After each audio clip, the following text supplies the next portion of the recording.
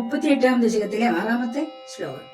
ദേവപ്രസീദ പരപൂരുഷ താപവല്ലി നിർലൂനിതാത്ര സമനേത്ര കലാവിലാസിൻ ഖേദാനപാഗുരു കൃപാഗുരു വിക്കടാക്ഷി വിദ്യാദിതേന മുദിതേന ചിരം നുദോഭൂ.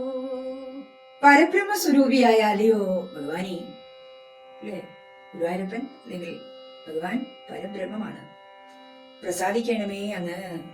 വസുദേവൻ സ്തുതിക്കുകയാണ്. താപമാകുന്ന വള്ളിയെ ഛേദിക്കുന്ന കത്തിക്ക് തുല്യമായ കണ്ണുകളുടെ കലാവിലാസത്തോടു കൂടിയവനെ, വർദ്ധിച്ച് കരുണയോടുകൂടിയ കടാക്ഷങ്ങളാൽ ദുഃഖങ്ങളെ നീക്കണമേ. താപം അഥവാ ദുഃഖം, അല്ലെ? ഈ ദുഃഖം എങ്ങനെയാണ്? മനുഷ്യന്റെ കൂടെ പിറപ്പാണ്, അല്ലെ? എങ്ങനെയെങ്കിലും ഒരു ദുഃഖം നമ്മുടെ മനസ്സിലുണ്ടാവും.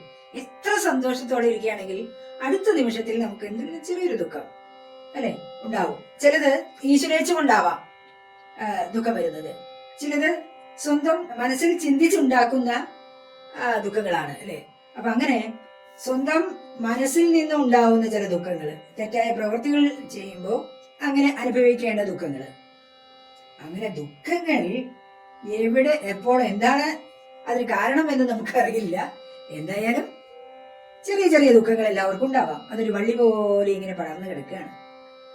അങ്ങനെയുള്ള ആ ദുഃഖവള്ളിയെ മൂലഛേദനം ചെയ്യുന്ന, അതിനൊക്കെ വെട്ടിമുറിക്കുന്ന മൂർച്ചയേറിയ ഒരു കത്തിക്ക് തുല്യമായ ഭഗവാന്റെ കരുണാകടാക്ഷം, അങ്ങനെയുള്ള കരുണാകടാക്ഷങ്ങൾ കൊണ്ട് തങ്ങളുടെ ദുഃഖങ്ങളെ അകറ്റണമേ, നശിപ്പിക്കണമേ എന്ന് സന്തോഷം കൊണ്ട് മതിമറന്ന വസുദേവൻ പല പ്രകാരത്തിലും പ്രാർത്ഥിച്ച് ഭഗവാനെ സ്തുതിക്കുകയാണ്.